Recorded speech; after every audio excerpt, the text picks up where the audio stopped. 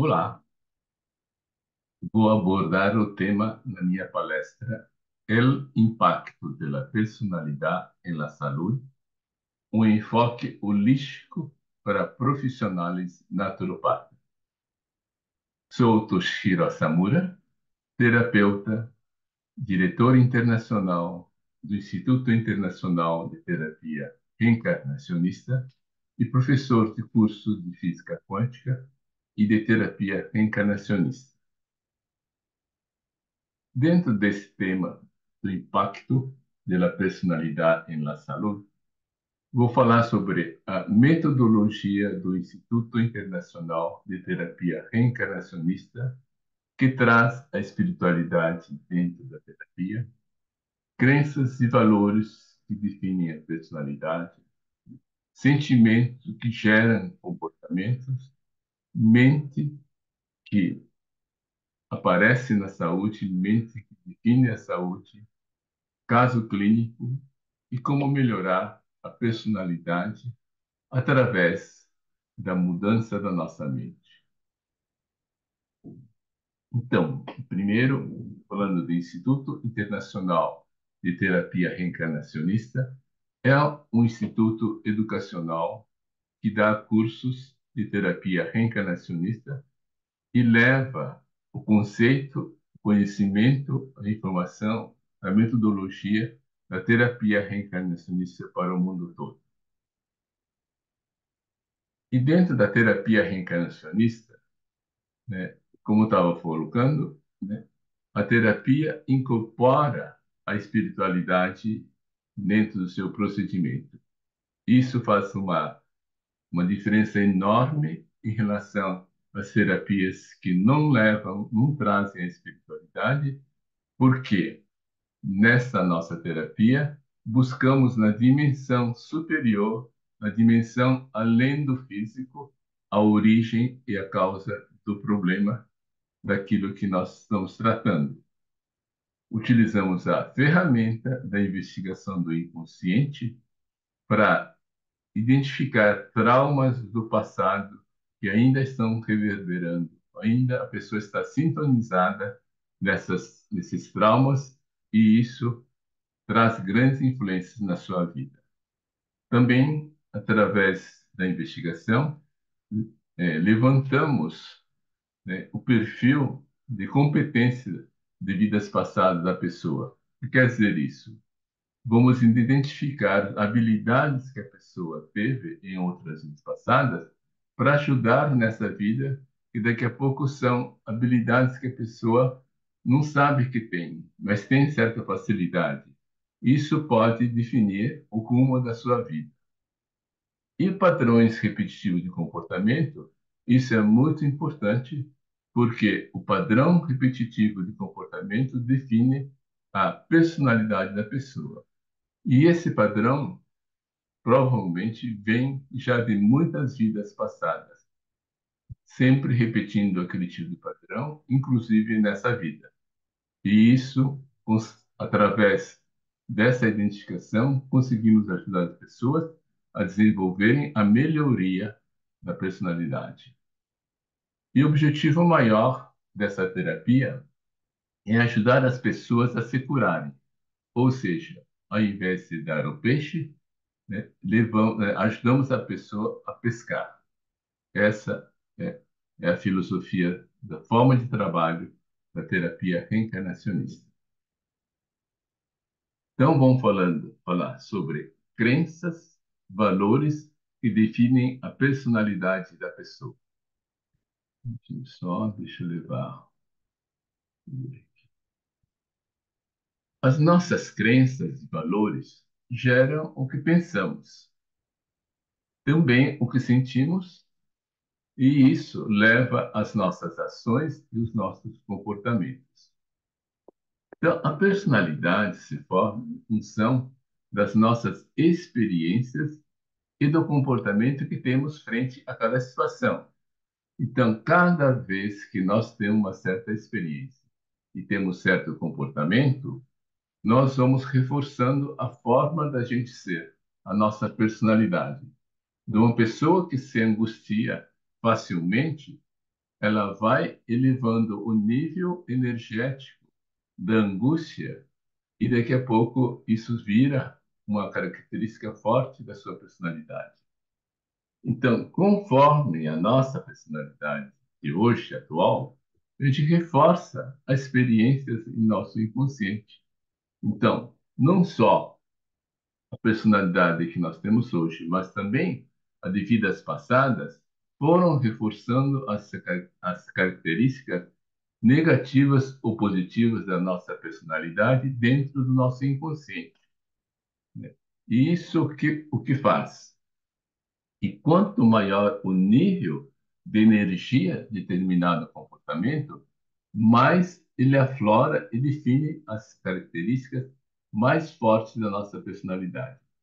Então, como se fala na física quântica, quanto maior a energia, quanto mais energia colocamos em certas situações e naquilo que nós queremos, ela mais tem a probabilidade de se concretizar. Então, em termos de personalidade, ela tem mais probabilidade de aflorar no nosso comportamento no dia a dia.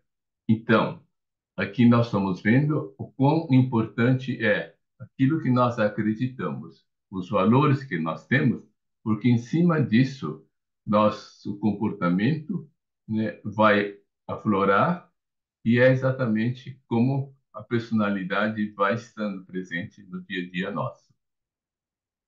Também vemos que os sentimentos geram comportamentos. Então, vamos colocar alguns exemplos aqui para a gente entender melhor. Por exemplo, então, a vítima, o sentimento de vítima, o de medo ou de culpa, são sentimentos que podem gerar vários tipos de comportamentos. Por exemplo, na vítima, é uma pessoa que reclama muito da vida, se sente um coitadinho, né? A tristeza que vem por ser vítima e que não consegue estar, né, atendendo aquilo que ela quer, os seus desejos, raivoso, raiva, né? Rancoroso, por quê? Né? Porque está sendo vítima, né? Tá sendo maltratado pelas outras pessoas e talvez até acomodado por se sentir vítima, se sentir coitadinho, ela fica naquela situação. Muitas vezes, a gente já ouviu falar de pessoas que ficam doentes e se sentem vítimas, mas eles ficam acomodados nessa situação porque é bem tratado, porque as pessoas dão atenção, né? Então, são coisas que acontecem na nossa vida. E o medo, por exemplo, né?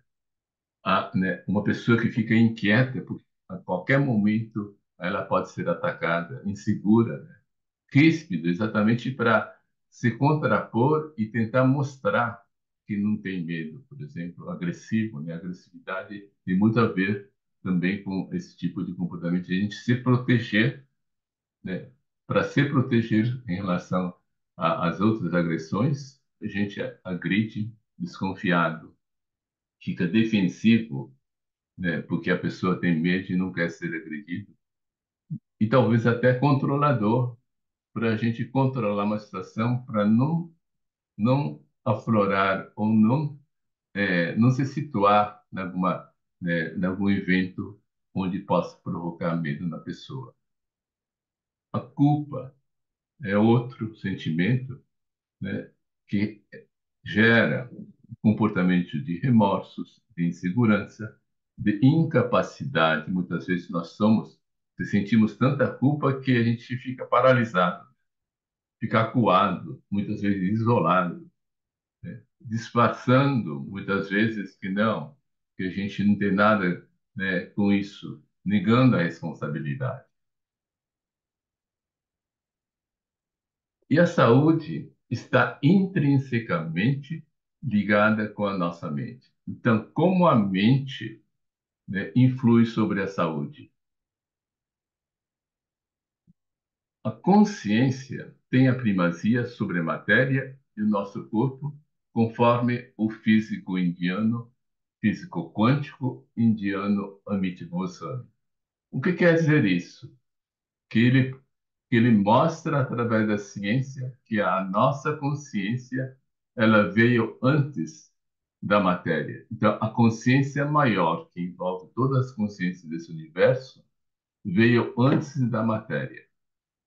Então, isso quer dizer que, né, a consciência tem, né, a consciência criou essa matéria e a consciência tem comando sobre a matéria. E aqui embaixo coloquei a consciência colapsa, quer dizer, a consciência concretiza o elétron-onda em partícula. Na física quântica, os cientistas descobriram que o elétron pode ser onda ou partícula, pode ser energia ou partícula. E a consciência é a única entidade, o único elemento que consegue concretizar o elétron onda em elétron, né, elétron partícula. Isso quer dizer o quê? Trazendo para a nossa vida. Que a consciência nossa, né, né, a consciência né, que gera a nossa mente e o nosso cérebro. A consciência que criou a nossa mente e o nosso cérebro. E a nossa mente é quem consegue controlar, comandar esse corpo que nós temos. Então, a saúde do corpo é o reflexo da mente. Então, uma pessoa que tem uma mente, que tem os seus valores, que tem seus, né, as crenças em coisas, né, sempre tem, né, aquelas atitudes, comportamentos positivos. Pessoas otimistas olham, né, as dores que aparecem na nossa vida como oportunidade e não como, né, não como sofrimento. Então, as pessoas que olham de uma forma positiva à nossa vida, né, tem um certo tipo de saúde. E as pessoas que olham pelo lado contrário, as pessoas que reclamam toda hora, as pessoas angustiadas, rancorosas, tristes, arrogantes.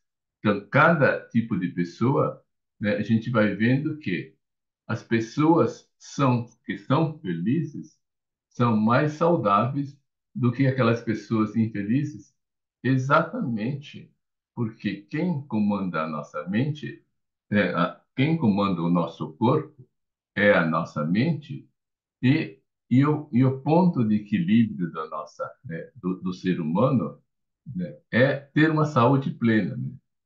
Né? Quem tem saúde, né, ele está no estado de equilíbrio. Quem tem doença está no estado de desequilíbrio.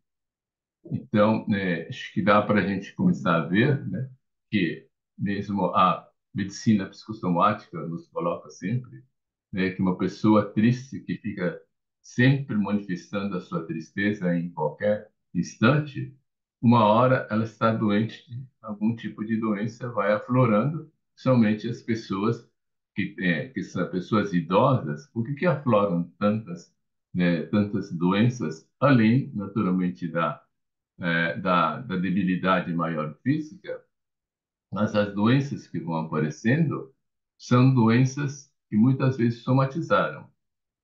E gosto de falar que a velhice não pode ser sinônimo de doença, exatamente porque a velhice é um processo natural dessa vida nossa, do ser humano. Assim como a natureza toda tem todos os ciclos e o ser humano também tem o seu ciclo. Então, a velhice não pode ser sinônimo de doença, mas a doença pode vir exatamente pelo tipo de comportamento, pelo tipo da mente, né, pelo tipo de pensamento, das crenças que nós temos. Aqui eu trouxe um caso clínico para mostrar, por exemplo, né, o que aconteceu numa pessoa que eu atendi, né, é, dei o nome de Marta, 69 anos, que era uma assistência social. Ela era uma pessoa super ativa que trabalhava num centro espiritualista como dirigente e também entregava cesta básica para mais de 100 famílias. No Brasil, né, a gente fala muito em cesta básica, porque cesta básica é um kit de alimentos que se coloca dentro de uma caixa normalmente, principalmente para pessoas, né, de menos renda, pessoas, né, para ajudar as pessoas com menos renda, normalmente se cria essas cestas básicas para doação. Então, ela trabalhava junto com as amigas dela para criar pelo menos 100 cestas básicas para entregar mensalmente. E com a pandemia, teve que parar tudo e começou a entrar em depressão. Não tinha vontade de fazer mais nada e nem conseguia superar a situação. Então, ela sentiu, né, que foi tolhida em todas as atividades que ela fazia, que ela não podia sair de casa. Pela idade, ela era do grupo de risco, né? Então, ficou presa dentro de casa e isso fez com que ela, né, se sentisse totalmente impotente e, por isso, começou a entrar em depressão. Pela análise, né, descobrimos que, quando jovem, foi injustamente acusado de ser lesbiana e devassa pela família por estar namorando escondida. Até o pai, que tanto amava, a rejeitou e foi tirado dela o namorado que tanto amava. Então, por maus entendimentos, né, por maus entendidos no rol da família, a família entendeu que, né, ela, né, não deveria estar namorando namorando naquela idade que ela tinha e que, né, fizeram tudo para desmanchar o namoro. E na pandemia foi tirado o propósito da vida dela. Então, quando era jovem, tiraram o namorado que era, né, a coisa mais importante que ela tinha na vida, e agora na pandemia tiraram a coisa mais importante da vida dela, que era o propósito da vida dela, que era ajudar a comunidade. Foi mostrado que o trabalho desenvolvido por ela era o instrumento de um objetivo maior, que é o dela se desenvolver, crescer através do trabalho. E trabalho não é um fim, né? E ela percebeu que tinha outras formas de ajudar, né? Que tudo passa, a pandemia também. E então começou a, né, procurar outras atividades, onde ela encontrou fazendo, fazendo bordado, trabalhos manuais e preparando várias peças, né, manuais para quando voltar a pandemia ela poder levar novamente para a comunidade que ela atendia. Conseguiu também, através do processo de análise, né, do tratamento da terapia, né, se reconciliar com a família, porque ela entendeu que naquela situação que ela estava, né, foi a melhor coisa que a família poderia fazer por ela. E assim ela veio paulatinamente voltando à vida normal, né? E a conclusão que a gente chegou junto é que ela tinha no seu subconsciente a rejeição como fator muito forte, né? Também de vítima. Então, exatamente pela situação que aconteceu durante a juventude dela, né, quando ela era adolescente, de ter sido rejeitada, agora, novamente, numa situação de ter sido rejeitada por causa da pandemia, aflorou isso e isso levou à depressão dela. Aqui eu queria mostrar o quanto é importante a forma de pensamento, né? Forma de pensamento da pessoa que leva exatamente à doença. Então, a mente em relação à doença e onde é que vem a personalidade? A personalidade vem porque a personalidade é formada, né, por aquilo que nós pensamos, aquilo que nós acreditamos, as nossas crenças e nossos valores. E como melhorar a personalidade e ter mais saúde? Então, podemos ver alguns itens aqui, né? É importante mudar as características da personalidade, né? Sair, né, das características negativas e ir cada vez mais para características positivas da nossa personalidade. E um ponto central é o autoconhecimento. A gente se conhecer exatamente como nós somos. Então, e o que é que, aí onde é que estão essas informações? As informações de como nós somos, né, está, né, armazenado no nosso inconsciente. E através da observação, né, dos padrões repetitivos de comportamento que nós podemos fazer no dia a dia nosso, né, nós começamos a a ver, né, que tipo de características negativas eu tenho, né, na minha personalidade. E como é que a gente observa, né, os padrões nossos de negativos, de repetitivos que nós temos? Principalmente quando, né, o importante é a gente viver o agora, né, e através do dia a dia, a gente começar a observar esse tipo de situação. Então, podemos também, né, através da investigação do inconsciente, fazer regressões a vidas passadas e verificar que tipo de personalidade a gente tinha em outras personagens que nós somos em cada vida passada que nós tivemos. E tomar providências quanto às características negativas é cada vez que aflorar algum tipo de, né, características negativas na minha vida. Por exemplo, quando eu fico com raiva porque alguém começa a falar sobre alguma coisa, né, independentemente da pessoa. Então começamos a ver que não, pá, eu sou uma pessoa raivosa e eu tenho que, né, é, ver, analisar, pensar um pouquinho por que que eu fico com raiva à toa, né, à toa, entre aspas, aí, de que, né, sem nenhuma razão bem fundamentada, eu fico com raiva. Então, eu vou me controlar. Eu vou, mesmo que apareça, né, a negatividade, logo em seguida eu ter a consciência de que apareceu e, ao invés de ficar reclamando cada vez que aparece, da próxima vez eu vou tentar controlar antes de começar a reclamar, né? Antes de começar a ter aquela, né, atitude negativa. Então, isso é tomar providência das características negativas e como, né, trabalhar cada vez mais essa característica negativa.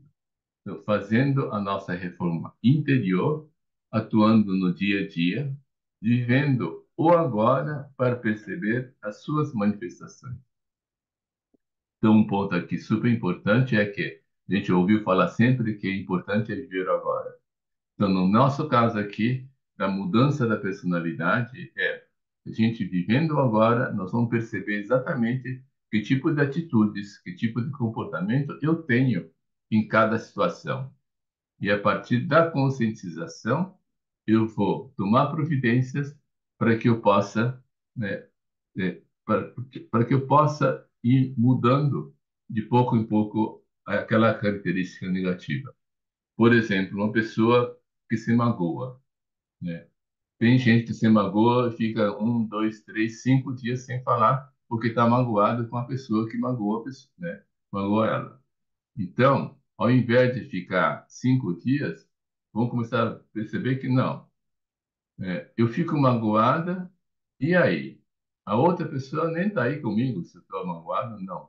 E quem está se prejudicando sou eu que estou me prejudicando. Sou eu que estou gerando toxinas no meu corpo, e com isso eu fico, né, cabisbaixo, né, eu fico, né, introspectiva, eu fico isolada, e quem está sofrendo sou eu.